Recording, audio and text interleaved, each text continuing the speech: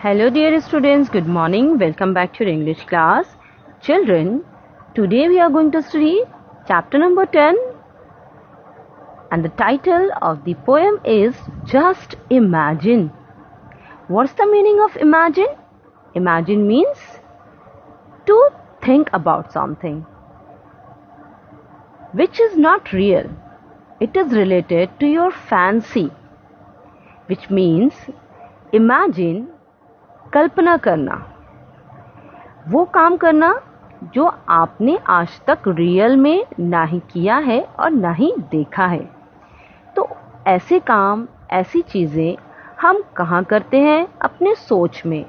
हमारी जो थिंकिंग है, हमारी जो थॉट्स हैं, जिनमें हम कोई अच्छा काम करते हैं या फिर कोई ऐसा एडवेंचर करते हैं जो हमने अभी तक लाइफ में नहीं किया हुआ होता है, तो उसे हम अपनी फैंसी कहते हैं, कल्पना कहते हैं।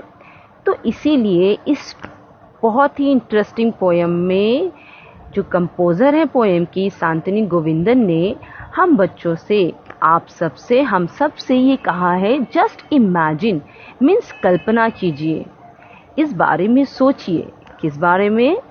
We will get to know when we get into the reading of this poem, okay? But before that let's have a short introduction of the poet of this poem. This poem is composed by Shantanu Govindan. Shantanu Govindan is a widely published, award-winning author of children's literature in English. So Shantanu Govindan एक बहुत ही मशहूर author है, लेखक हैं। उनको कई सारे awards मिल चुके हैं और मोस्टली वो किसके ऊपर लिखती हैं? वो चिल्ड्रन के ऊपर ही वो उनकी स्टोरीज होती हैं, पोएम्स होती हैं। She has written more than 50 books. उन्होंने अब तक करीब 50 बुक्स से ज़्यादा लिखा है, जो इंक्लूड करती हैं poetry, picture books and short stories for children of all ages, which means कि उन्होंने कई सारी किताबें लिखी हैं जिनमें पोएट्री पर वर्क किया, उन्होंने पिक्चर बुक्स बनाए हैं, शॉर्ट स्टोरीज लिखे हैं, और वो इस तरह से लिखे गए हैं कि वो सारे एज ग्रुप के लिए अवेलेबल हैं। She is a dog lover and art enthusiast. वो एक डॉग लवर हैं, विच मीन्स कि वो डॉग से बहुत ज़्यादा अटैच्ड हैं, बहुत लव करती हैं। And she also has interest in arts, उन्हें कला में भी बहुत सारी रुचि है। And her hobbies include collecting bells. उनकी हॉबीज़ क्या है? कि उन्हें बेल्स को कलेक्ट करना बहुत ही ज़्यादा पसंद है। So now you know about who is Shantanu Govindan, and she is the composer of this present poem Just Imagine, which means kalpana kijiye. About what? Let's see. She is saying in the first stanza of the poem, just imagine if crocodiles had to brush their teeth the way I do every morning and night. Just imagine the number of toothbrushes they would need to keep all those rows of teeth sparkling white. Sparkling means shining. Underline this word and write the meaning of it.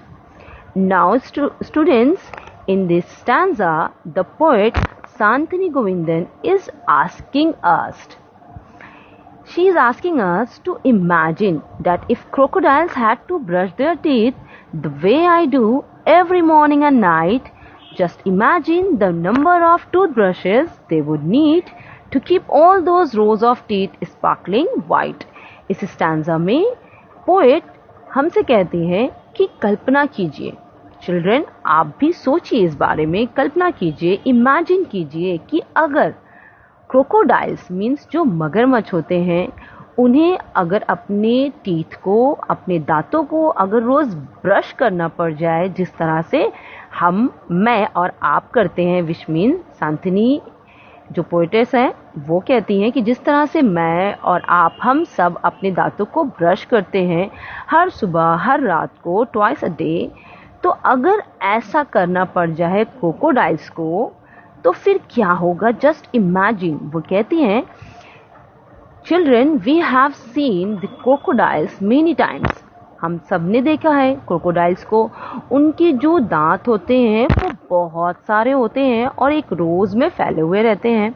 अब आप imagine कीजिए कि जिस तरह से हम अपने teeth को ब्रश करते हैं, अगर क्रोकोडाइल्स को करना पड़े तो फिर उसे कितने ब्रशों की ज़रूरत पड़ेगी, या फिर वो किस तरह से अपने दांतों को चमकाएगा और वो कितने ब्रशेस को इसके लिए यूज़ करेगा। Just imagine children, just imagine that the number of toothbrushes they would need to keep all those rows of teeth sparkling white। तो क्योंकि एक क्रोकोडाइल्स के पास बहुत सारे दांत होते हैं, तो जिस तरह से हमारे पास हम एक ब्रश यूज़ करते हैं अपने दांतों के लिए, क्योंकि हमारे दांत उतने ज़्यादा नहीं होते जितने क्रोकोडाइल्स के होते हैं, लेकिन अगर उन्हें अपने दांतों को चमकता हुआ शानदार बनाना है तो फिर उन्हें कई सारे ब्रशेस की ज़रूरत पड़ेगी अगर उन्हें ब्रश करना पड़ जाए तो। Correct? Now it is very interesting. Now let's go further and see what she says in the second stanza. She is saying here, just imagine if elephants had to use handkerchiefs every time they sneezed or had a bad cold. Just imagine how many hankies they would have to wash and iron and fold। अब शांतिनी गोविंदन दोबारा हमसे कहती हैं कि अगर हाथियों को, just suppose मान लीजिए कि बहुत सारी हाथियों को अगर स्नीज करना पड़ जाए, मीन्स छींकना पड़ जाए, स्नीज मीन्स छींकना, या फिर उन्हें फीवर आ जाए या बुखार आ जाए या सर्दी लग जाए उन्हें। जब आपको फीवर आता है या कोल्ड होता है तो क्या होता है, आप बहुत ज़्यादा स्नीज करते हो और इसके लिए जनरली हम क्या यूज़ करते हैं, हैंडकरचीव्स। हैंडकरचीव्स मीन्स रुमाल। करेक्ट? तब आप सोचिए, क्योंकि elephants are very huge animals.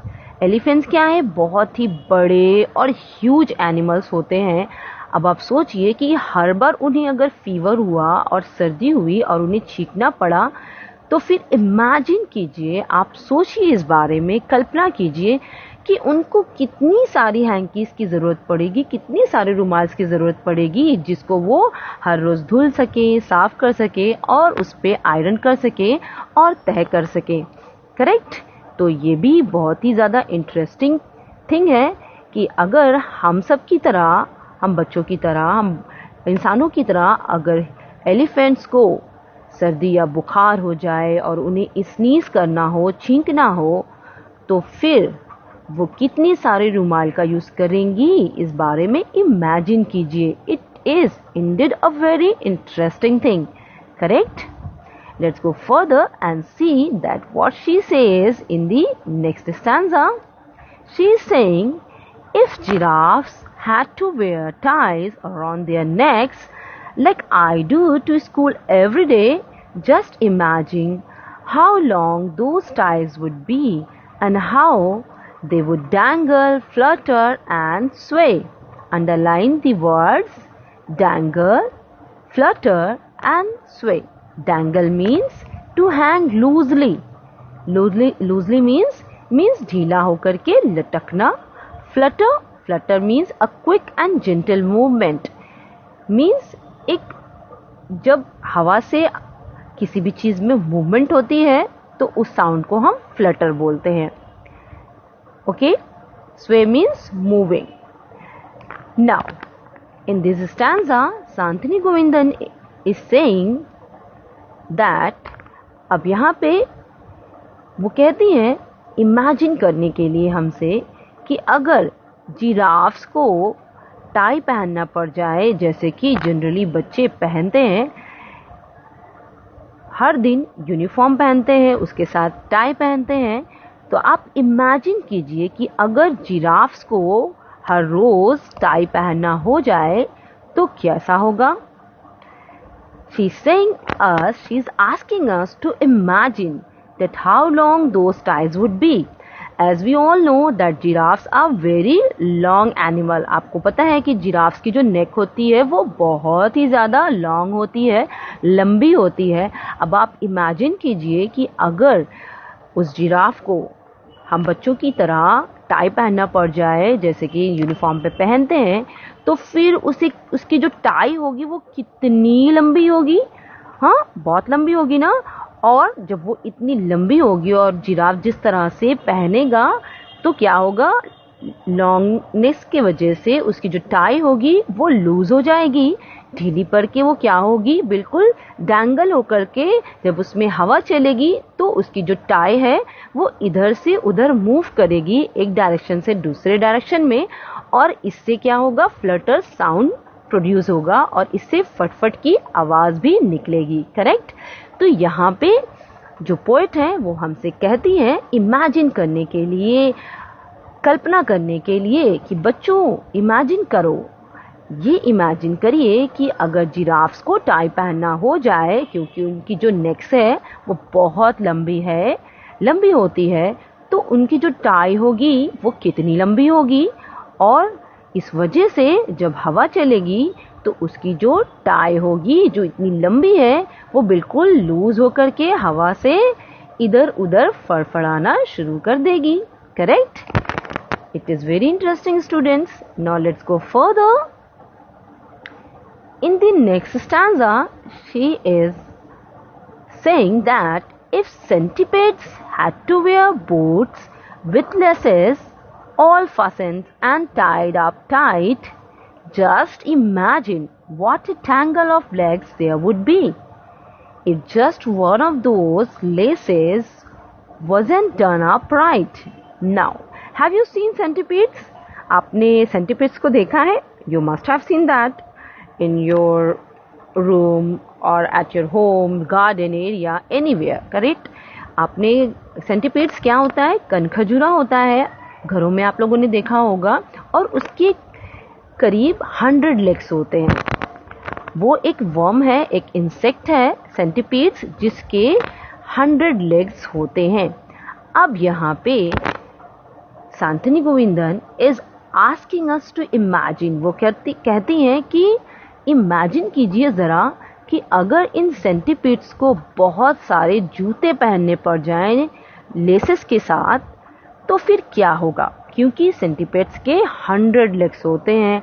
अब वो 100 लेग्स में अगर 100 बूट्स पहनेंगी जिनमें जो फीते लगे होते हैं, जो लेसेस लगे होते हैं, वो क्या होंगे, आपस में बिल्कुल फैसन्ड होंगे, मीन्स फंसे हुए होंगे, इस तरह से बंधे हुए होंगे या तो टाइटली. लेकिन अब आप इमेजिन कीजिए कि जब ये लेसेस बूट्स के आपस में उलझ जाएंगे, टैंगल हो जाएंगे, टैंगल मीन्स उलझ जाना, ट्विस्ट हो जाना, आपस में एक दूसरे में फंस जाना. करेक्ट. तो वो कहती हैं कि इमेजिन कीजिए कि अगर ये जूतों के जो लेसेस हैं वो आपस में टैंगल हो जाए, मीन्स फंस जाए, तो उनके पैरों का क्या होगा. उन सेंटीपीड्स के पैर भी सारे आपस में जो लेग्स हैं वो भी टैंगल हो जाएंगे, फंस जाएंगे. कैसे? If just one of those laces was not done up right. वो कहती हैं क्योंकि इतने सारे बूट्स हैं, उनमें लेसेस हैं, फीतों से बंधा हुआ है, लेकिन अगर उनमें से कोई एक भी फीता, कोई एक भी रिबन या लेसेस खुल जाए या फिर लूज हो जाए, अच्छे से ना बंधे हों, तो क्या होगा, उनके सारे जो बूट्स के लेसेस हैं वो आपस में टैंगल हो जाएंगे और इस तरह से उसके जो लेग्स हैं वो भी आपस में ट्विस्ट हो जाएंगे, टैंगल हो जाएंगे, उलझ जाएंगे, आपस में फंस जाएंगे. तो क्या वो आगे मूव कर पाएगा? नो, नेवर, नहीं कर पाएगा. Correct. So just imagine about this situation students. Just imagine about this, children. Open up the door of your imagination. Okay? If you imagine, then you're gonna be very creative in your life. तो imagine करना बहुत ही ज़्यादा ज़रूरी है. जितना आप imagine करोगे आपकी क्रिएटिविटी और ज़्यादा इंक्रीज होगी. Okay? Now underline the difficult words from this stanza. First one is fastened, means fixed, means बांधना या बंधा हुआ. Tight और अटैच्ड. टाइट मीन्स बांधना जो किसी चीज को गांठ बांधना उसको बोलते हैं tangle. Tangle here means mixed up and twisted, means उलझ जाना या फंस जाना. Okay, now let's go further for the last stanza. In the last stanza, Santini Govindan is saying, if children like me had wings like birds, with which we could fly and soar up high, just imagine how many children there would be, zooming about in the sky. Now, as the speaker of this poem is a child, now he is saying that if children like me had wings like birds, wings means पंख. तो speaker यहाँ पे कहता है, जो कि खुद एक बच्चा है, एक चाइल्ड है, वो कहता है कि अगर बच्चों को इमेजिन कीजिए, अगर बच्चों को बिल्कुल बर्ड्स की तरह, चिड़ियों की तरह पंख होते जिसके सहारे वो उड़ पाते और ऊंचा उड़ान भरते, आसमान तक, स्काई तक चले जाते, दे सोर अप हाई. तो जस्ट इमेजिन कीजिए that how many children there would be. तो कितने सारे जो बच्चे हैं वो आसमान में दिखाई पड़ते and they would zooming about in the sky. Zooming means moving or going somewhere very fast, means बहुत ही तेज स्पीड में ऊपर की तरफ उठना. Now in this picture you can see here that this child is imagined with his hands as like wings. So इस तरह से imagine कीजिए कि अगर बच्चों में बर्ड्स की तरह पंख होते और वो उड़ पाते ऊपर स्काई में, आसमान में, तो इमेजिन कीजिए कि कितने सारे बच्चे आपको आसमान में दिखाई पड़ते, बिल्कुल उन बर्ड्स की तरह जो हमें स्काई में नजर आते हैं, ऊंचा उड़ते हुए चले जाते हैं. With this poem ends. I hope you have understood and enjoyed this poem. Students, keep the door of your imagination and the fancy world open always. Okay students, I'll see you in next class. Thank you.